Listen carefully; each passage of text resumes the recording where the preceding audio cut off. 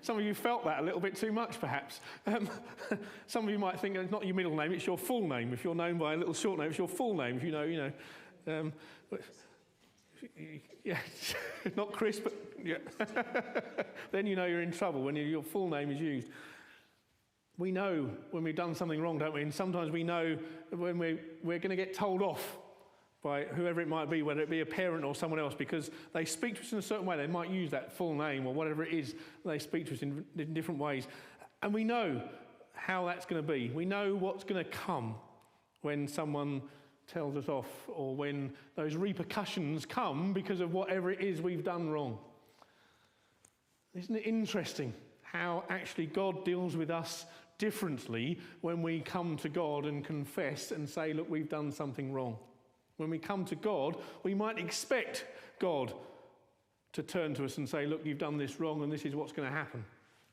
But actually, what Scripture tells us again and again is when we come to God and we say, look, we're sorry, we've gone the wrong way, we've done the wrong thing, God turns to us in grace. God turns to us in mercy. And we're going to hear something of that in one of our readings in a little while. One of our readings we're going to hear in a moment is the story of what we know most familiarly as the prodigal son. And that son, as we know, goes off and does all sorts of things that perhaps the father, most definitely the father, is not going to be happy with in the way that he uses that money.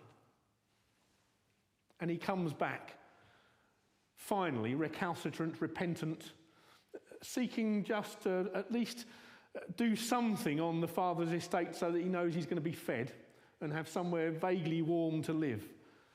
But the father embraces him and allows him to come home. One of the most wonderful pieces of artwork that, let's hold this up in a way that perhaps it doesn't shine through from the back, you may have seen before, and I'm sorry I didn't get this in time to put it up on the screen. You may know this piece of art, Rembrandt's great piece of work of the return of the prodigal, where the prodigal son has come and the father is there embracing him.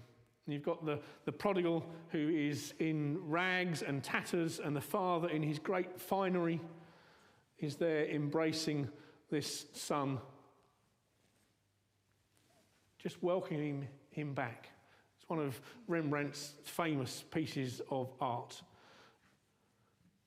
It's a slightly bigger picture than this. This is the sort of the focal point of the picture, but there's a little bit more goes on in the background as well. But this is the main part of it. The prodigal who has come back to the father, who is welcoming him and embracing him. That wonderful illustration of God's great grace, that we can come to God and he welcomes us. God doesn't use our full name or our middle name in that way that we think of, where we're in trouble now. God knows us by name. We're told that in Scripture. But God calls us by name to welcome us, to draw us back to him, to draw us into his fold, into his embrace. Whatever we've done, whoever we are, wherever we are in life, to say, come, be with me. Come and drink from the waters of life. Come and share in my goodness. Come and be. Come and dwell. Come and thirst no more. And he embraces us just like this.